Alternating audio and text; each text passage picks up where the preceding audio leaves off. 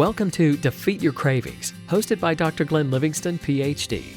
Glenn has held his doctorate in psychology for more than 30 years and is also a former multi-million-dollar consultant to the big food industry and uses his experience to help you defeat your cravings. This show will help you to focus on dramatically reducing cravings and leave the diet mentality behind, so you can more easily and effortlessly achieve your health, fitness, and body composition goals. Please remember, no doctor-patient relationship is created via this show, and you are responsible for confirming any changes to your diet, health, or psychological routines with an appropriately licensed professional before implementing them. Now, before we get started, if you haven't yet downloaded the free smartphone app to access dozens of these recordings all in one place, as well as to avail yourself of a confidential community for support, motivation, and assistance, please visit the podcast link on defeatyourcravings.com as soon as possible. And now, here's your host, Dr. Glenn Livingston. Hi, this is Fiona Pediani here, and I have a very nice lady called Amanda here today. And she has kindly agreed to let her session be recorded so that everybody can benefit from it. And she has a few things to share with us. So we'll start off by saying hi, Amanda. Hi, I am so excited. I've listened to so many of these, and now I'm actually on one myself. Hey, excited is good. Good start. I came from a 12-step background. I'll be honest and say that had worked very well for me. I lost 120 pounds. Wow. Food recovery program. I was about twice my healthy body weight. But it was almost as if I was trading one set of chains for another. I was free of the food obsession, but I got this very regimented and overwhelming amount of work I needed to do for the 12-step program. And it was really driving me into the ground. And I took a break from it because I was just so overwhelmed, and I started binge eating again. And I was really upset because I saw the weight coming back on, and I said, where is this going to end? Am I going to gain all 120 pounds back plus more? Like, I literally can be like an eating machine. I know some people can probably relate, and I was just scared to death of what was going to happen. So I went on Apple iTunes and started listening to podcasts. And got about 5 or 6 different food eating disorder podcasts. It wasn't like last on my list. It just happened to be the last one I found. And I was listening to all the other ones, and they were all saying pretty much the same thing that I was finding very unconvincing. And then I started listening to that, and the message was quite different. And it really resonated with me. I'll be honest, I was very, very, very skeptical at first because I had been taught at great length and firmly believed that I was powerless over the food. Yeah. There was nothing I could do that was going to stop me from binge eating. And then, I don't know, I just kind of kept listening to the podcast because I was between a rock and a hard place.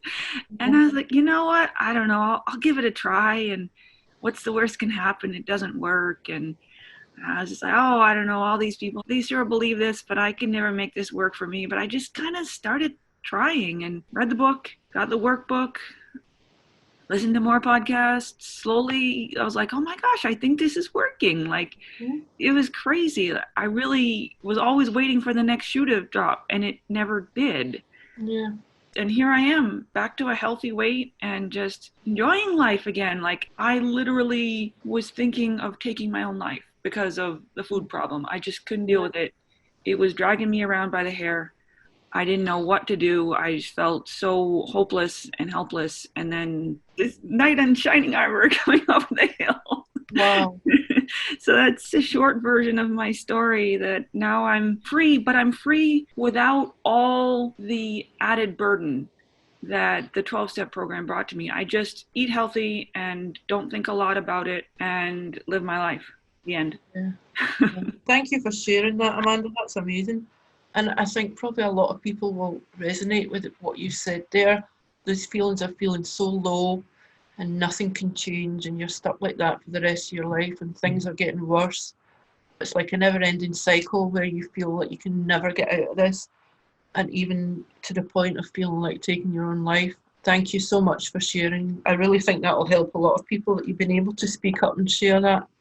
I'm interested to know what in particular was it that resonated with you, that when you listened to all these other podcasts and they didn't really make a difference, but you said particularly resonated with you. So what in particular was it? Do you know? Well, it allowed me to keep my 12-step food plan largely intact, whereas all the other programs were telling me I could actually, not only I could, but I needed to eat everything in moderation. And I needed to stop being restrictive. Look, my food plan, there are things I don't eat. Some of the standard things like flour and sweeteners and sugar and that stuff.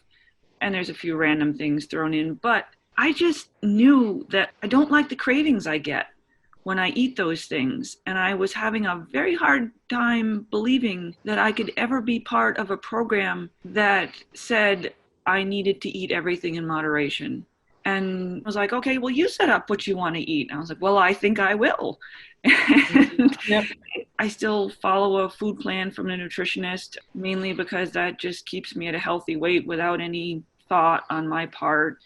I know for some people that doesn't work. For me, it really works. It's sanity. I have some issues with blood sugar, so I defer to those who have training in these things and can help me stay at a healthy blood sugar and feel good throughout the day. And yeah, did that sort of answer your question, or did I go in the Yeah, wrong? well, absolutely. I really got a lot from that. So you made your food plan on the program that you were on. It was your own plan. So nobody actually told you what you had to eat when you were on the 12-step program. I had a template from a nutritionist. It wasn't like it came down from on high and I had to just accept it. It was like, I don't think that works there, and can we change this around, and that doesn't feel right. So it was very much a negotiation. It was sort of like hiring someone to coach you, but in the end, it really is mine, and I do what I want from it. If it were to be any major changes, I'll get in touch with a nutritionist and ask, but I know what makes my body feel good, and I do it. I guess it's just that simple. Yeah. We do not tell you what to eat. Your plan is your plan. It's totally down to you what you eat. And sometimes we do advise people to seek the advice of a nutritionist, because we are not nutritionists, we are coaches, and coaching is about helping you to move forward. It's not about going into the specifics of your diet, what you eat, what's good for you, what's not good for you. So we want you to be eating healthily and a proper amount of food. But if you need advice about nutrition, then it's very good to see a nutritionist. And that's what you've done. So you've been taking advice from the nutritionist, but you've made the plan your own. So you've come up with a set of rules that are your own. So that, to me, is the biggest difference between all the other podcasts and all the other advice or books or whatever it was that you were listening to or reading. They're telling you what you should do, but we do not tell you what you should eat or what you should do. We just get you to make up a set of rules that will work for you. I'm still very much in the driver's seat in this one. Stick with something that has been recommended to me, it's because I've tried it and I found it worked well. And if I don't stick with it, then it's because it just didn't work. So do you feel like that's kind of like taking the power back? It's your own plan and not somebody else's? Yeah, there always was a small to moderate amount of resentment when I was working a 12-step program, because there's a lot of obedience required. And I'd be like, but wait, this doesn't make sense. This isn't actually working for me. And they'd say, no, it's more important to just do what you're told. And I said, but, I've always been that kid in school that was like, if a rule didn't make sense to me, then I probably wouldn't follow it. I'm not doing what I'm told. You're not telling me what to do. In elementary school got me into a fair amount of trouble. Honestly, I've got to say I'm that way my whole life. I'm just always grown up deciding my own way of thinking. So that kind of fits in very well with that part of your brain which is telling you what to do all the time, the pig. Yeah. You don't want to be told what to do. Your pig, or whatever you want to call it, is telling you what you should be doing. And it certainly does, doesn't Yeah. it? Oh my gosh, Yeah. it's very pushy. It fits in very well with that. Thank you for giving me that background, Amanda. That's amazing. So how long have you been using the system? Oh, it's been about 6 months now. I thought about joining the intensive. I've heard so many amazing things about the intensive, but then just in terms of my keep it simple approach, I seem to be doing just fine with the workbooks, really awesome. I got the audio version of the book and I'll listen to that periodically. And the podcasts are always great. I love how those come through my email and there's always something new, something different to think about, and you never know what's going to strike you. And yeah, this is a way of having peace around food that doesn't require a whole lot of jumping through hoops. So if somebody was to say that they thought this might be hard work, what would you say to them? Maybe for the first week it's hard work. Yeah. But it's not hard work compared to the freedom you get out of it. The hardest work was dealing with that initial skepticism from my pig, which was really trying to steer me away from this because it has an agenda and it knew its agenda was going to get shut down. So it was always trying to tell me, no, this only works if you're a special kind of person or if you have the right personality. Or did that answer the question? Yeah, so it's telling you, this is not for you, Amanda. This program is not for you. Works for people who are like brainwashed or something. But you're not brainwashed and you know this isn't going to work. So let's go back to the corner store and get some more Rice Krispie treats. Rice Krispie treats make me sick, like literally like make me nauseous. But it always wants them. Yeah, it'll do anything to get you to binge, but it sounds like you're doing amazingly well. So with that in mind, what can I do to help you today? Is there anything that you need help with? I understand in the intensive it's called a real-time refutation. I have a real-time in the workbook called disputation template. And it's this squeal, which feels somewhat dangerous to me because it comes up a lot. And sometimes I think about giving into it and I haven't, and that's awesome, but it's alarming. So basically what happens, it's the evening, usually long day. Most of my days are pretty long and intense. And then I get to the end of the day and I just kind of feel depressed and discouraged and really down. This doesn't happen every day, but then the pig shows up and says like, hey, I wrote it down here because writing down what the pig says really helps me. So it'll say, it just wants me to binge. It wants me to go down, open the fridge door, sound of angels singing. There's endless things to eat. It just wants me to eat in large volume because it says this is the only way you can deal with the pain you're feeling, even if it's not a great way. But it can't be avoided now. Here's the catch. It's acknowledging that it's not good to let it out of this cage. But it says, oh, well, you have to do it because you need this pleasure, this relief. So I don't know. I know the logical part of my brain says, okay, so it's asking me to sacrifice my long-term well-being for some short-term pleasure. Yeah. And the logical part of my brain says, oh, no, don't do that. Bad idea. But another part of me finds it very convincing. And that's where I'm like, well, what, am I a failure at this? Like, I know I'm supposed to separate from the pig, and everything that suggests I break my food plan is automatically a squeal. I'm like, why am I not doing that? What's going wrong here? And that's where I'm afraid. And I know, like, every fear, it's just the pig's wish, that hope that I will binge. And here's what I wrote down. Although letting me out of my cage is admittedly a bad thing and will have some really negative, difficult consequences, you should do it anyway because you just plain feel so down and out depressed that this will give you a pleasurable break. You need that now. Boy, that one stuck on me like burdocks. Amanda, a couple of questions. So this happens in the evening after you've had a long day. Are you eating enough during the day? Yeah, I do. That's one of the benefits of the food plan from the nutritionist, that I eat healthy amounts at healthy intervals. I'm not hungry and I'm not like low blood sugar. We do quite often find that people have these thoughts at night. They don't tend to eat enough during the day, but if you're working with a nutritionist and you know you're eating enough, that's fine. What do you do for self-care? Not as much as I should, because I tend to be a pretty compulsive person.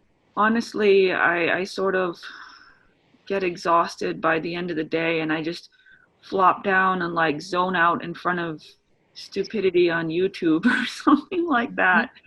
That is a work in progress in my life. It's something I'm aware I need to be doing more self care, but I feel a lot of resistance to it because I tend to be quite compulsive about getting my to do list done. And then I'm like, well, okay, so just put self care on your to do list. And I've tried that and I still don't do it. It's like, oh man, it's frustrating. Right, so what if you start off small and just did one thing every day that would make a difference to looking after yourself? Yeah, that sounds true to my nature. I think I was trying to get it perfect from the very start. So, yeah. And I had written down, I love these forms. The next question after what is the lie the pig is saying is, what might I eat and or do instead of feeding the pig? What do Yeah. I genuinely need for my highest and best healthy self? And I had come down with some ideas that I think were pretty good. So that's from the workbook. For him that's listening, in the workbook, Amanda's getting these questions. So what might I eat and or do instead of feeding the pig? What do I genuinely need for my highest and best healthy self? So what would your answer be to that? Just one thing that made a difference. One thing, let's see. Spirituality is a big part in my life, my faith. So I wrote down, read a spiritual book. It doesn't have to be a chapter in the book, I don't think. Mm-hmm. Just something to sort of plug my head back into meaning for me. And honestly, I've been going through a very stressful few weeks in my life with some court stuff going on. And you know what really helps me is getting out my songbook and singing. I mean, just, I live alone. Nobody's going to criticize my singing. And 5 or 10 minutes, I find it very calming in the evening. Lovely. So, Amanda, if you got that spiritual book out at some point every day and read even just a few pages of it, what difference would that make after a few weeks or a month or 6 months? How many books could you have read after that amount of time? I read slowly, so I'm not sure how many I would have gotten through, but I think the big difference would be that I would be more plugged into that source of sanity and well-being in my life. Less anxious, less afraid, less brain running around, waving my hands in the air saying, woe is me, the sky is falling, because it can surely feel like that. Just more peace, easier to sleep, and more ability to sort of punch the pig in the nose and be like, leave me alone. That's bringing up a picture. Punching the pig in the nose. I grew up on a farm with other animals, pigs, and pigs have rather sensitive noses, but you don't actually want to punch a real pig in the nose because they have very sharp teeth and you might miss. Sometimes you kind of bop them on the nose like, hey, leave me alone, give them a smack. So Glenn always says that pigs are sweet, sensitive creatures. I don't want to have the animal abuse police coming after me. You got to understand how they're real sweet when they're little, but as they get older, they're really just these eating machines on 4 legs. And if you get between them and their food dish, they will literally knock you flat and trample you. So they're a bit nerve-wracking. That's interesting. Okay, so if you just read a few pages of a spiritual book every day, your sanity would be improved. You'd have a much better sense of well-being. You'd be less anxious. You'd be less afraid. You'd be more at peace with yourself and more of an ability to punch the pig in the nose. Right, just by reading a few pages of a spiritual book every day. And I think it's like building up habits. So even just a few pages of a book every day, that's something that's very easy to do, but it's also something that's very easy not to do. Yeah. Does that make sense? It's very easy to say I'm not doing that, but to pick up the book and start reading it would be easy, and it's just about building in a habit. Yeah, I have a pretty good evening routine anyway, so it's just a matter of, heaven forbid, I give up my watching stupidity on YouTube and do something like, all right, maybe I can have half of my stupidity and then shut the stupidity off and YouTube has some pretty good stuff on it, but it has some pretty dumb stuff too, and it can We be all like a bit of stupidity now and again. yeah, like, okay, well, we'll still have some of that and take a break and read something. In what way could you attach that to your routine? Well, I have an evening prayer routine anyway. I wash the dishes, brush my teeth. Evening prayer takes only about 10 minutes, so if I attach another 10 minutes of reading to it, it's something that will help me put my day to bed in a peaceful way. The way to build up a habit is to attach it to another habit. The example that I quite often use is I always brush my teeth at the same time every morning. So if I've got something particular that I want to remember or some kind of habit I want to build in, I'll leave whatever it is next to my toothbrush. Do you understand what I'm saying? Oh my God, I have literally done that. I have tied things to my toothbrush so I won't forget them. Really? There you go. So if I wanted to get up in the morning and go out for a run, then I would leave my sports gear somewhere near where I brush my teeth. So the minute I go and brush my teeth, then I would think, oh, that is a prompt. There's my sports gear, there's my training shoes, whatever. I wouldn't be able to forget. So it's like, after doing that a few times, then I probably wouldn't need that prompt. I would just know, I would just build in the habit. But to build any habit, it's easier if you kind of attach it to a habit that you already have.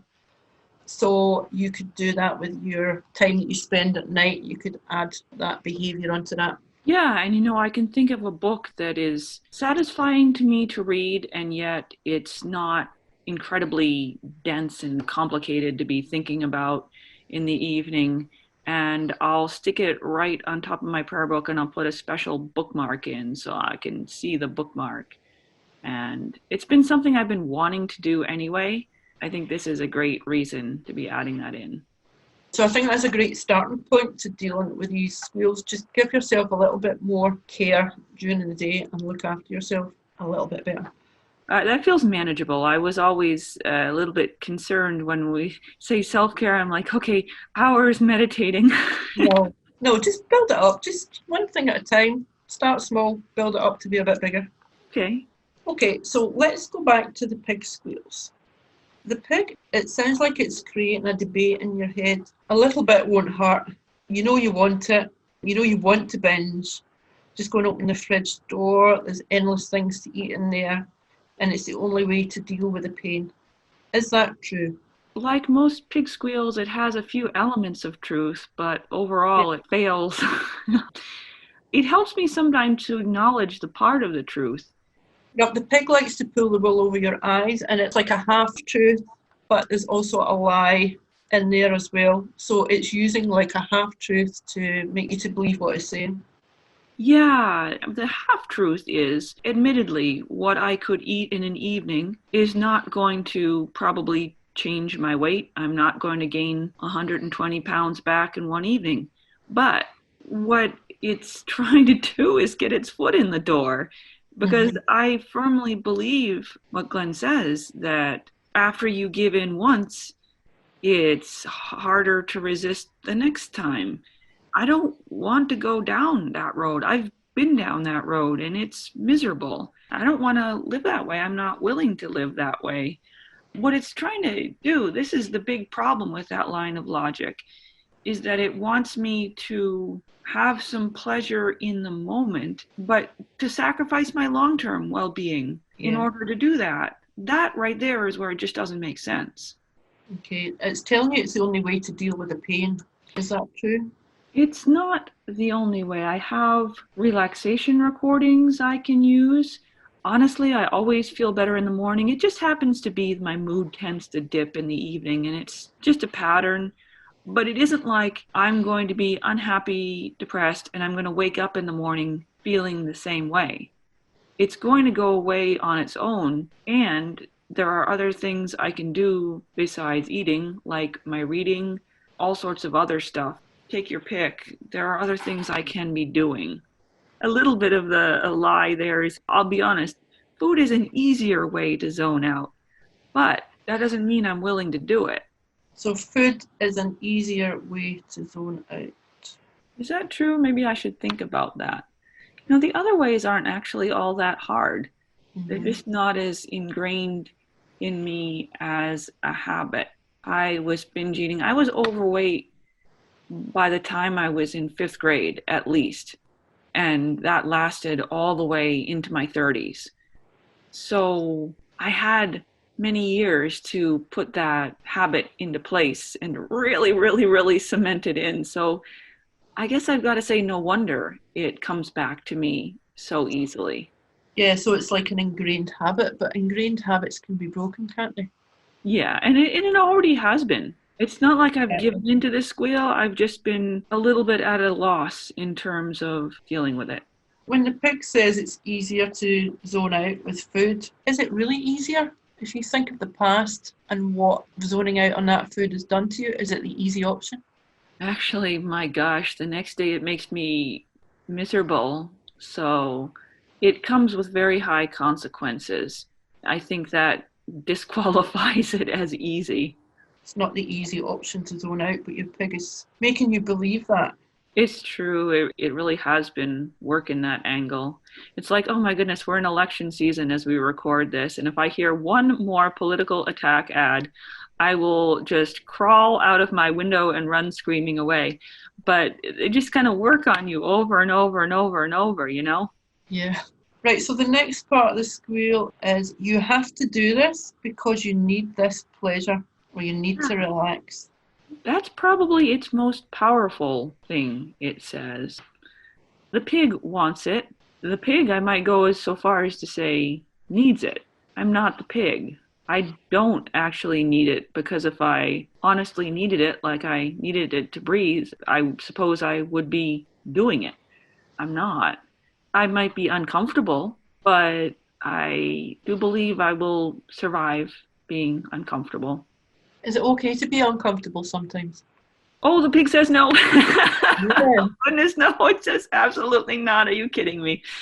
Look, I'm a grown up. I have a 10-year-old son, and I think part of being a parent is trying to help him deal with being uncomfortable and be patient with it. I think he'll learn that by about the time he's maybe 50 years old, at the rate we're going. But I can deal with being uncomfortable. It's just part of being an adult. Sorry, use food to get rid of the feelings of being uncomfortable, whereas actually you can sit through these feelings and come out the other side and nothing bad happened. Yeah, it even helps me just to grow and mature. Yeah. Not only does nothing bad happen from resisting them, a lot of good happens. Part of my big why, and I don't know if people don't know about big why, that's your motivation for continuing to keep the pig in its cage. And there's really brilliant part of the workbook that helps you develop one, because I had no idea what my big why was, and then I just gradually worked through the exercises in the workbook. But part of mine says, I'm proud of my physical condition and the integrity of my choices. So yeah, just the pride, that's one of the biggest things, the pride in my integrity around food, because I didn't have that when I was binging. I had the opposite. Yeah, so the big why within the program, as you said, is like your motivation. So to make any changes, you need motivation. And if you ask somebody why they want to stop binging, why they want to lose weight, why they want to be healthy, they'll probably just say, I want to be healthy, or I want to look better, I want to feel better in my clothes, but they don't build it up. So within the program and the workbook, we give you steps to be able to build that up, to make it big, because it needs to be big. So you can expand on every point of what you want for your future life, whether it's finances, relationships, health, clothes, weight, confidence, mental freedom, your exercise goals, all that. You can really build up a huge, big picture, and that, I think that makes a massive difference to how you feel if you've got a really big why. If you only have, oh, I want to lose weight and feel good, I want to stop overeating, that's not going to get you anywhere. You need a big reason, a big, big reason. Yeah, I went into that exercise very skeptically, but I came out pleasantly convinced that there were some really important reasons. Amanda, have you done the big why not also? That I have not. I haven't finished the workbook. I think that's something that's in the intensive, but not the workbook. The big why not is the other side of it. You know, what if I don't do this? What will be different if I go through every point in your why and look at what will be different if I don't do this? Oh, you know, God. how much worse will it be? And it can make you feel upset, but It's giving you the other side. If I don't do this, this is what life will be like. And you need to look at both sides of the coin. Yes, because honestly, one of the things the pig says when I read my big why, I have it recorded and I'll listen to myself reading it, and it will say, you can have all those things, all those good things, and binge too. And I'm like, no, I really don't think I can. It's like, no, you be fine. Just have a little. And I think if I took the big why and flipped it on its head and wrote that out, I think that could be quite powerful. So do you believe that you can have all these things and be able to binge too? No, gosh, no, it doesn't make any sense at all. Everything on that list will disappear if I go back to binging. Amanda, have you ever thought about identity and the label that you maybe have on yourself? Who am I? Quite often people get stuck in the old label that they had on themselves. I am that person who used to binge. I was the person who binged. I still am that person. I'm just not doing it at the moment. Does that make sense? Yeah, I've listened to some really good recent podcasts about that and our identity as a person who makes healthy decisions around food. Like that's my character, that's my nature. Yeah. Yeah, so your whole identity can be wrapped up in the way that you used to be. You know, you used to be food obsessed, thinking about food all the time, thinking about how to stop binging, how to stop overeating, what you're going to eat next, what you ate yesterday. Why did you eat that thing? You know, how can you stop yourself eating the next thing? Why can somebody else eat that and I can't? And it's like a big label you put on yourself. That's my identity. And it takes up a lot of mental space and it takes up a lot of time and energy to be like that. So once you're not like that anymore, you kind of need a shift to a different identity. So who am I now? What could my life be like? And that's where your big why comes in. These are all the things that point you in the right direction to where your life could be. So it's like taking on a new identity. Yeah, and it's exciting to find out what that identity becomes. It's a real Yeah. adventure. I think that's where the story continues. Yeah, so that's the way to see it. It's exciting. It might feel like a bit of a loss or a void at some points. Sometimes things will feel a little bit flat. But if you turn it round and think, who could I be? What have I got to look forward to? This is exciting. This is a way forward. I've overcome that challenge. What else can I do? Then that starts to make a big shift. Yeah, it's really amazing. I like myself so much more now. That's another thing in my big why, that I have a healthy give and take in my relationships with my best friend and with others. That was never the case before. And just to discover who I can be as a friend, as a mom, all those things. I kind of like this person. Like, this is a pretty cool person Hey, that I never knew was in there.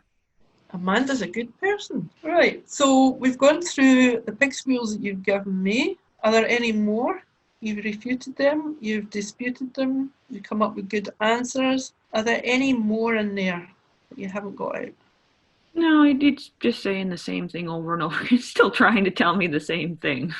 But I know the answer at this point. And it's really helped not only to write down the answers, but to say them out loud with another person as a witness. Mm-hmm. Are you writing them down just now? No, it's the writing down that I did when I did this real-time disputation. Right, yeah. Okay, so it helps to write them down, see them in black and white, and sometimes even just seeing them in black and white, you see them for what they are. I've heard people saying, "No, oh, I've just come out with that. That is ridiculous," but they hadn't realised before they'd written it down or vocalised it how ridiculous it was. I think that was one of my problems with this squeal, that I was trying to just battle it in my head, where in this workbook there are, I don't know how many copies of the same form, the same real-time disputation template. And Yeah. it's just right there. All you have to do is open the book, pick up pen, write things down. It helps so much. And also, if the same squeal keeps coming up over and over again, then go back to it, read what you've written. We ask you to give the refutation a score of between 1 and 5. For anybody that's not familiar with it, 1 means it's not effective, 2 means it's just a bit effective, 3 means my pig is caged, 4, my pig is caged and quiet, and 5 is, wow, I can't believe I fell for this squeal up till now. I will never binge again because of this squeal. So always give it a score of between 1 and 5 so that you know that it was successful. And if it's not successful, keep digging in, what else, Peg? What else can you come up with? And just keep asking what else if it's not a 5 until you get it to a 5. Okay. So tell me, Amanda, why would caging your pig now make you happier? Oh my gosh, I keep the freedom I have, the freedom to be the version of me that I like.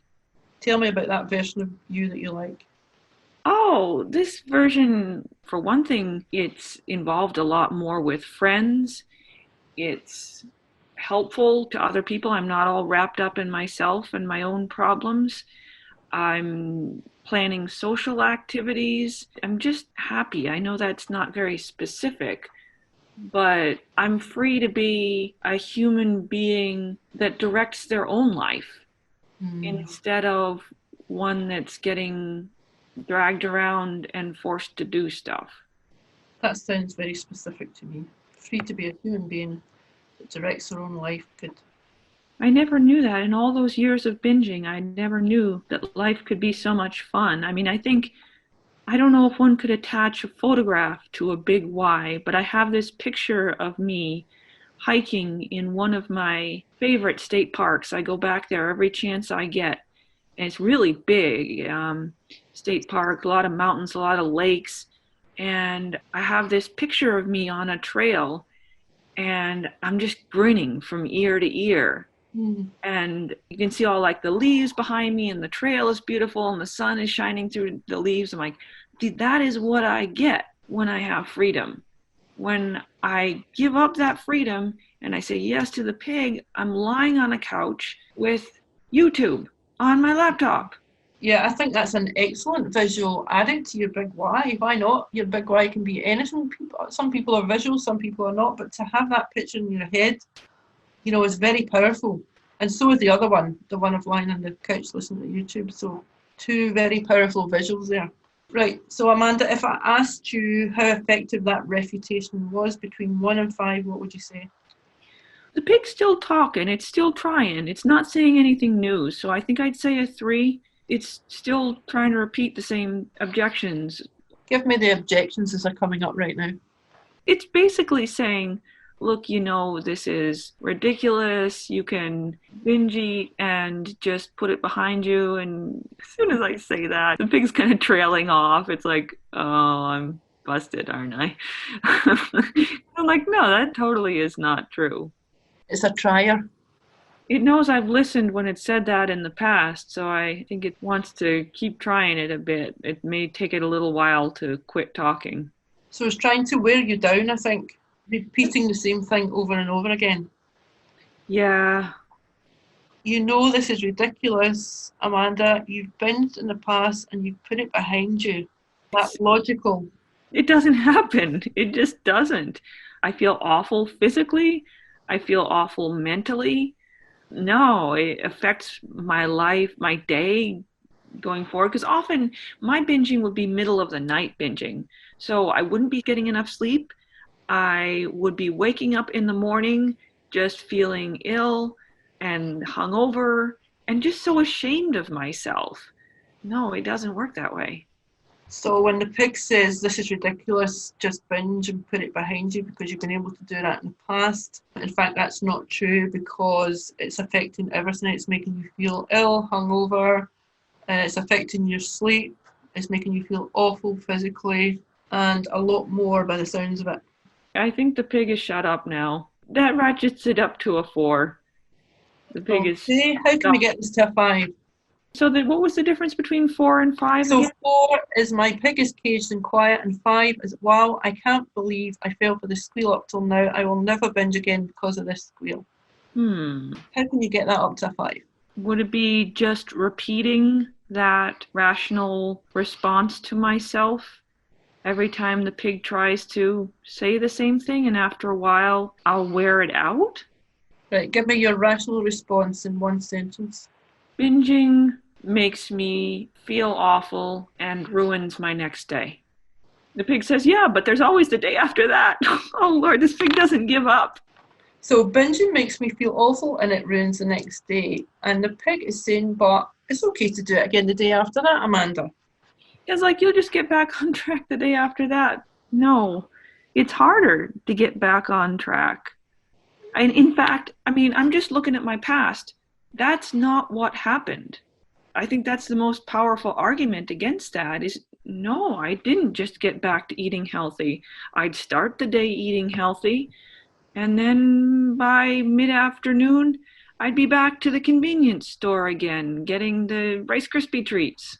So it's trying to pull the wool over your eyes by saying that it was fine in the past, you managed in the past, but you're coming up with some very strong answers here to say that no, actually that wasn't the case. That's true. Yeah, I think in order to bring this to a 5, what I'm going to do is write that down and review it after I do my big why, and I'll come up with a big why not, and just continue to remind myself of the truth. Yeah, and it's also about building up your confidence, Amanda. The confidence that you can really do this, the confidence that you can put your pig in its cage, and the confidence that you won't go back to the old patterns of behaviour. If you keep repeating the new patterns of behaviour over and over again, then it'll stick. You'll change the pathways in your brain, you'll delete the old pathways, you'll develop new pathways, and you won't go back to those unhealthy patterns of behaviour. Okay. So bearing that in mind, does that give you the confidence to say that you'll never binge again because of that squeal?